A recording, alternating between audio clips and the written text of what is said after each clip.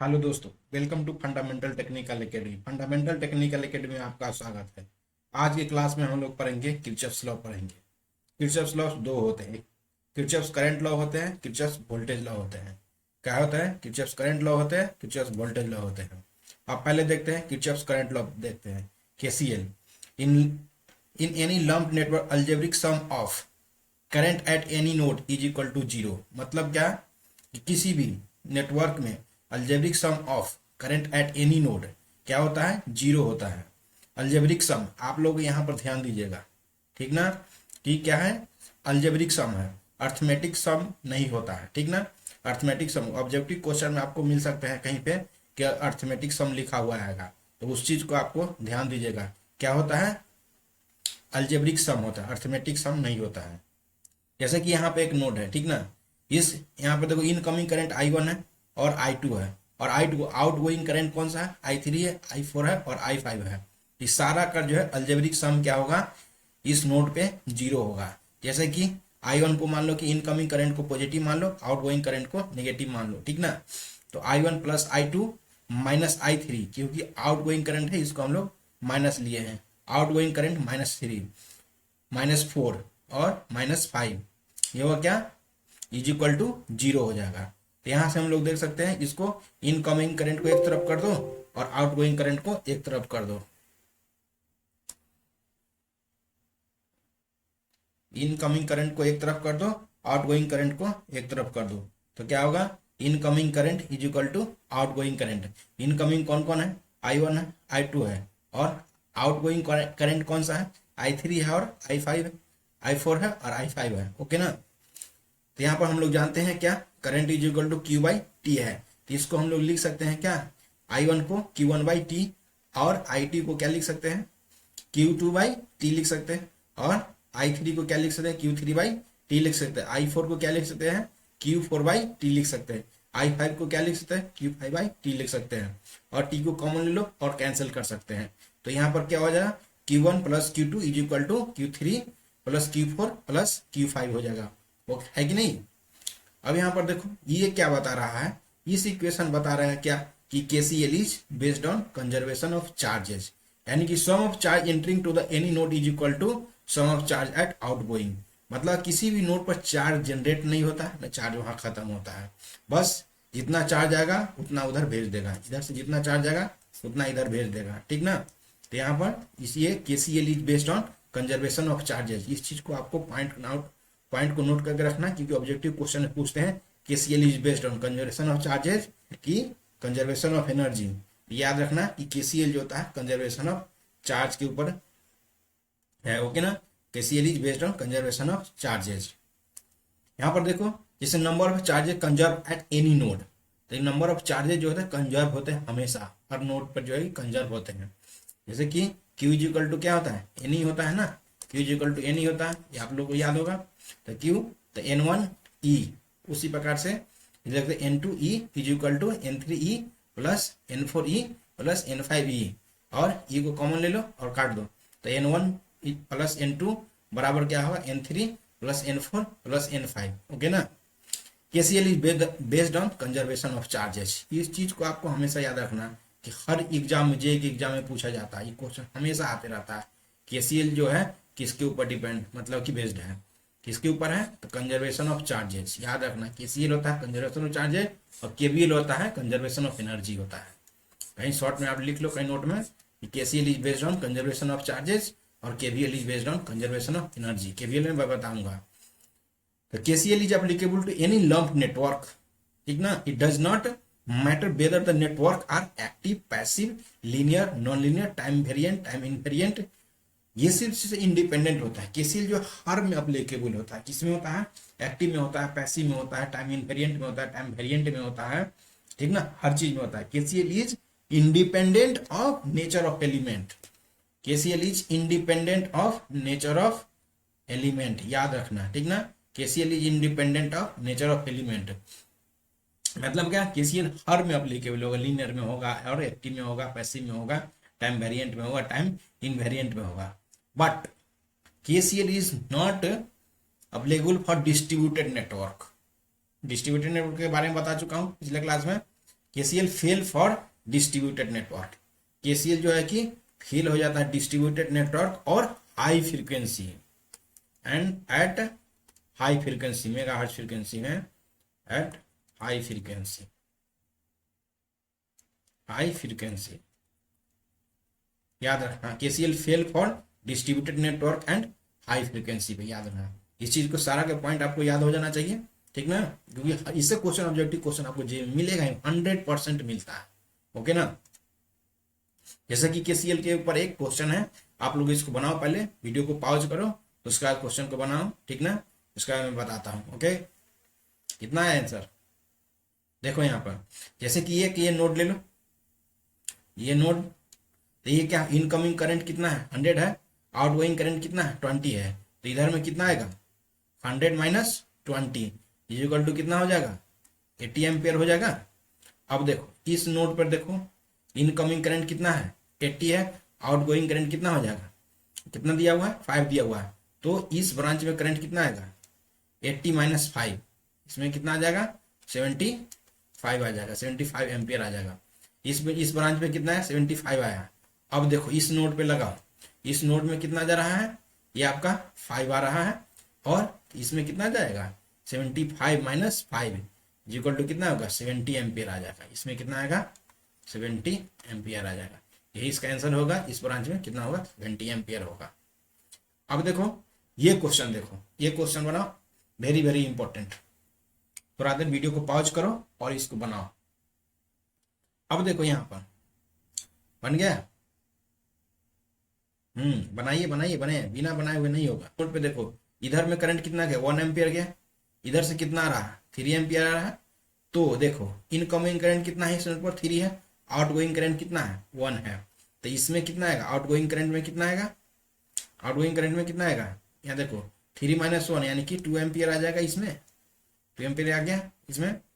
अब देखो इस नोड पे देखो, इस नोड पे कितना है, यानी कि क्या है 2 एम्पियर इधर से आ रहा है और 6 एम्पियर इधर से जा रहा है, यानी कि इनकमिंग करंट कितना है 2 है, आउटगोइंग कितना है 6 है, यानी कि इस नोड पे इधर से करंट आ रहा होगा, इधर से करंट कितना आ रहा होगा 4 आ रहा होगा, तभी तो इधर में आउटगोइंग में 6 फूटेगा, इनकमिंग इधर से 2 इधर से 4, ये कितना चला गया 6 हो गया, ये नोड में इनकमिंग आउटगोइंग बराबर हो गया। अब देखो इस नोड पे देखो, इस नोड पर कितना है, इधर में कितना है 4 एम्पियर जा रहा है, इधर में कितना जा रहा है 2 एम्पियर जा रहा है, तो देखो आउटगोइंग कितना हो गया 2 + 4 6 एम्पियर हो गया, यानी कि इस ब्रांच में कितना आ रहा है, यानी कि 6 एम्पियर आ रहा है, कितना आ रहा है 6 एम्पियर आ रहा है ना। अब देखो अब निकल जाएगा ना, इसमें देखो इधर में कितना आ रहा है, इधर में आउटगोइंग करंट कितना है, आउटगोइंग करंट इधर कितना है 6 है, और इनकमिंग कितना इधर से 5 है, यानी कि इधर से कितना आ रहा होगा एम्पियर, इधर से आ रहा होगा 1 एम्पियर आ रहा होगा, तो 1 एम्पियर इसका आंसर हो गया। ओके, अब देखो आगे हम लोग देखते हैं केवीएल देखते हैं, केसीएल हो गया, अब देखते हैं केवीएल देखते हैं। अब देखो केवीएल में in any lump network algebraic sum of voltage in any close path at any time is equal to 0, मतलब क्या ना, ये क्लोज पाथ हम लोग बनाते हैं इसके अक्रॉस, ये क्लोज पाथ इस सर्किट में बनाओ, इस बनाते हैं, तो अलजेब्रिक सम ऑफ जो होगा ना इसका, ये जो supply voltage plus voltage across resistance plus voltage across inductance plus voltage across capacitance, सबका अगर हम लोग ये क्लोज पाथ में इसको जोड़ते हैं तो क्या होगा, ये हम लोग का 0 हो जाएगा, क्या हो जाएगा 0 हो जाएगा। इसी को क्या बोलते हैं हम लोग केवीएल बोलते हैं, क्या बोलते हैं केवीएल बोलते हैं, किरचॉफ्स वोल्टेज लॉ। अब देखो यहाँ देखो कुछ नहीं, यहाँ ध्यान देखो, जैसे कि V हो गया, यहाँ से देखो इधर नेगेटिव से पॉजिटिव जा रहा है तो क्या होगा प्लस हो जाएगा, प्लस V। अब देखो इस पे क्या है, इधर करंट का डायरेक्शन क्या है इस डायरेक्शन में, यानी कि यहाँ पर प्लस होगा, इधर में माइनस होगा, ठीक है, प्लस से हम लोग को माइनस जा रहा है तो क्या होगा माइनस VR हो जाएगा, माइनस VR। अब देखो इंडक्टेंस में क्या डायरेक्शन इस डायरेक्शन में करंट है, यानी कि प्लस होगा इधर में माइनस होगा, तो क्या होगा प्लस से माइनस जा रहा है माइनस हो जाएगा, माइनस VL हो जाएगा, माइनस VL हो जाएगा। अब देखो इस डायरेक्शन में देखो प्लस से माइनस जा रहे हैं, करंट का डायरेक्शन ये है, तो क्या होगा माइनस VC हो जाएगा, क्या होगा माइनस VC हो जाएगा, इज इक्वल टू 0 हो गया। यही तो बोलते हैं हम लोग केवीएल। सो टोटल जो होगा क्लोज पाथ में algebraic sum of voltage in any close path at any time is equal to 0 हो गया, ठीक ना। अब देखो v इज इक्वल टू हम लोग यहाँ से निकाल सकते हैं, v इज इक्वल टू क्या हो जाएगा, v is equal to V R plus V L plus V C, हो गया ना, V R plus V L plus V C. Okay, अब देखो यहाँ पर क्या है ना, इस चीज को हम लोग लिख सकते हैं क्या है, यहाँ देखो q is equal v is equal to क्या होता है, v is equal to w by q होता है, v is equal to w by q, basic में बता गया है v is equal to w by q, यानी कि v इज इक्वल टू लिख सकते हैं क्या, w बाई q, क्या हो जाएगा w by q is equal to w R by q plus W L by Q plus W C by Q. Okay, तो क्यू को कॉमन ले लो, इधर से काट दो, तो क्या हो जाएगा W is equal to V R plus V R plus W R plus W L plus W सी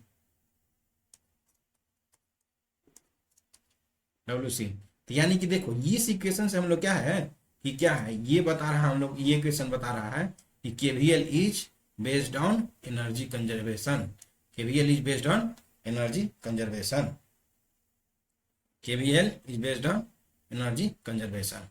लिख लो यहाँ पर, यहाँ लिख लो कहीं पे, केवीएल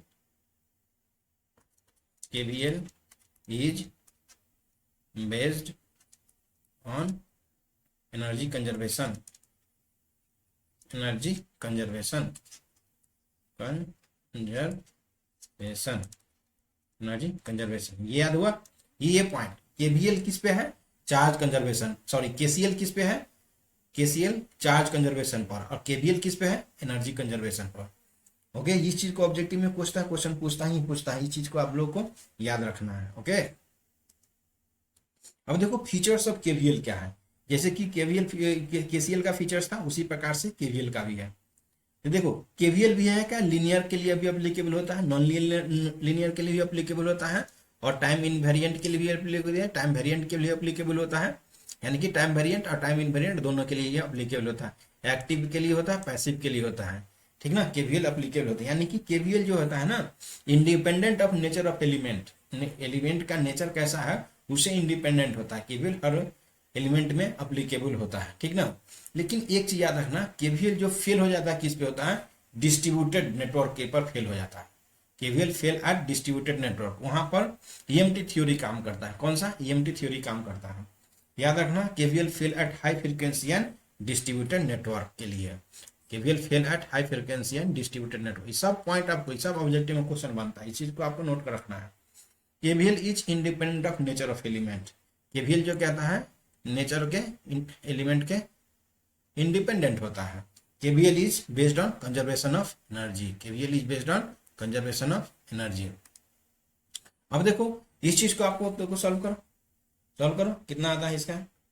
जैसे मान लो कि इसमें हम लोग लगाए, अब यहाँ ये सर्किट है, सिंपल सा सर्किट है, केवीएल चलाओ, केवीएल चलाएं, कहीं से ले लो, तो यहाँ से चलते हैं हम लोग, यहाँ से स्टार्ट करो, यहाँ से चलते हैं, ये क्या हुआ 24 इधर लिखो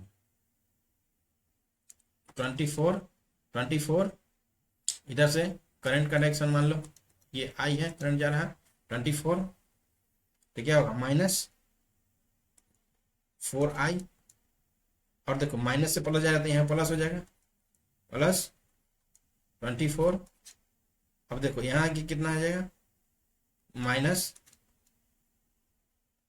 i इंटू 1i, अब देखो प्लस 8, यहाँ पर क्या होगा +8, यहाँ क्या होगा -2i, अब देखो यहाँ प्लस से माइनस जा रहा था, माइनस हो जाएगा -2, और देखो यहाँ पर क्या होगा -3v, सॉरी 3i, -3i,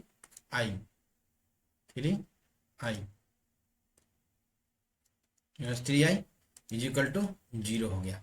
अब देखो यहाँ पर जोड़ो इसको, 24 24 और 24 कितना हो गया 48, 48 प्लस 8 कितना हो गया 56 माइनस 2 कितना हो गया 54, टोटल कितना हो गया 54, 54 54 माइनस आई, देखो 4i माइनस यहाँ पर 5i minus 5i minus 2i minus 7i minus 3i कितना हो गया minus 10i, minus 10i minus 10i, तो यहाँ पर कितना आएगा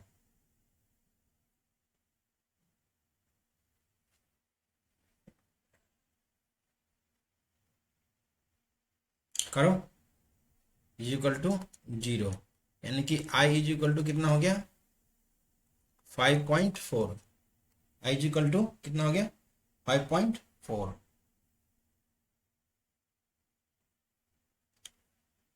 5.4 याद रखना। इस चीज को, और इसी से रिलेटेड सारा बहुत सारा क्वेश्चन आएगा जो कि नेक्स्ट वीडियो हम लोग क्लियर करेंगे, और इसी से रिलेटेड आप क्वेश्चन सॉल्व करते रहे। कोई भी डाउट होता है केसीएल के पर कमेंट करें, और क्वेश्चन आप बोल सकते हैं, उसमें मैं वीडियो भी बना दूंगा, ठीक ना। Thank you very much.